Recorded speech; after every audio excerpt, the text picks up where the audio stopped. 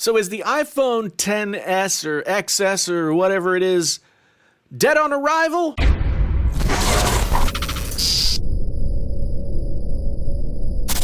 Hey there, friends on YouTube. My name is Jason, sometimes known as the JTL. This is Painfully Honest Tech. Tech so honest it hurts. If this is your first time here, thanks for stopping on by. And if it's not your first time here and you've been here before, then thanks for coming back, because we like people that come back, so we like you. So what about this? Is the iPhone XS dead on arrival? Let's talk. We're 2 days away from the reveal of the new iPhones, and I have to say, the more I hear regarding the details about these phones, the more I get concerned. It feels like Apple is once again trying to overthink what should be really simple, and if half of the rumors are to be believed, instead of devices that have a simple naming structure, we're getting something that sounds more like the names of soda flavors than the understated naming conventions of the iPhones of days gone by. That is, one smaller device that carries a number and another device that's larger that is called the Plus. Instead, it looks like we're getting the iPhone XS.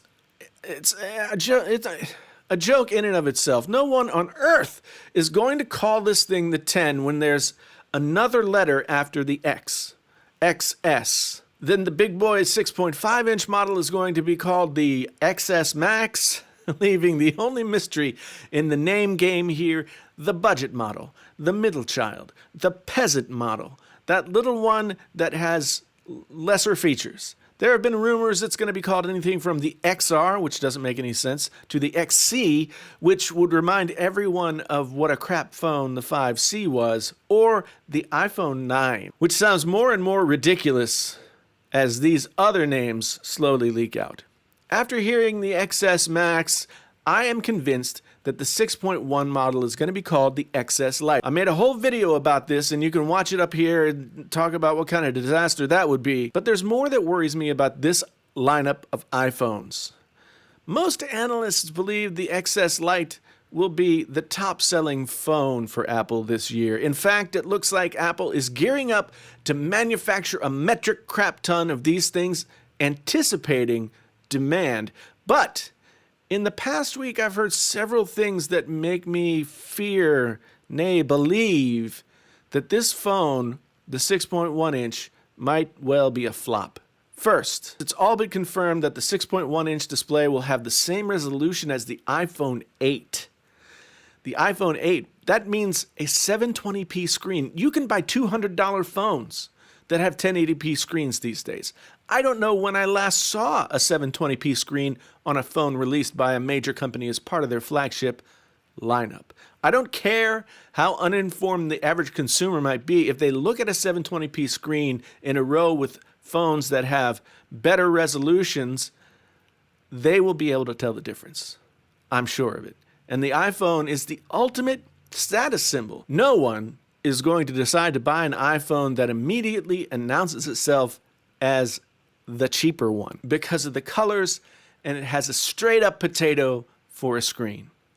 They'll pay the extra couple $100 because how much does that really impact their pocketbook over the course of the 2-year payment plan? Maybe $10 a month for the XS, maybe 15 or 20 for the XS Max, or whatever you want to call it. What folks are banking on is that the average consumer will look at the expensive phones and then at this cheaper phone, one that offers a ton of colors, which has not worked for Apple in the past. A phone that doesn't feel as good in the hand because of the aluminum body instead of the stainless steel of the other two models. And it may not have, we do not know, but may not have the new processor. It may be rocking an older processor and a lower resolution screen than we have seen from Apple in years. I just don't see that happening. If the pricing is as close as it's rumored to be, the 5.8-inch XS will likely start at $899, the XS Max will be $999, and the number I've seen most frequently for the XS Lite is $799. Unless it's at least $200 cheaper, like, $699 or even $599, no one, not one person, is going to choose to buy the inferior phone over the premium phones. And there's still a lot that Apple could mess up between now and Wednesday. if they do put an old chip in the XS Lite, that will kill it even more. The rumor is that the XS Lite is not coming out until well after the other two models have been introduced. Who is going to wait around an extra month or so to buy the cheaper potato iPhone? I don't know. And there's more. This year's iPhones won't include a headphone jack dongle in the box, forcing new customers to buy one separately if they feel that they need to have a headphone jack. That little dongle is already I think it's Apple's best-selling product.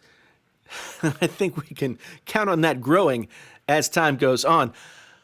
Who knows what other surprises Wednesday's event will hold for us, but suffice it to say that there's a lot riding on this year's iPhone cycle for Apple. Just like last year, analysts are predicting what we call a super cycle, where everybody switches out their phones, but it didn't happen last year, and I'm not exactly sold on the fact that it's going to happen this year. Okay, let's not be naive here. iPhones always sell. They always sell more than any one single manufacturer's phone. This year will be no different, but Apple has made their lives much more complicated and potentially disastrous than they needed to, following on the heels of Throttlegate, Keyboardgate, the failure of the HomePod.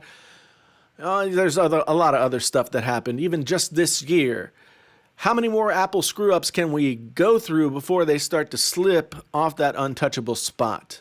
This year's iPhones could definitely be the straw that breaks consumers' back. We're just going to have to wait and see. What do you think? I mean, is there a way that Apple could screw this up? I really feel like if they don't do this right, if they announce phones that nobody wants, if they underestimate their consumers, as it seems like they're going to do, they run the risk of falling flat on their face. I don't know. Let me know down in the comments what you think.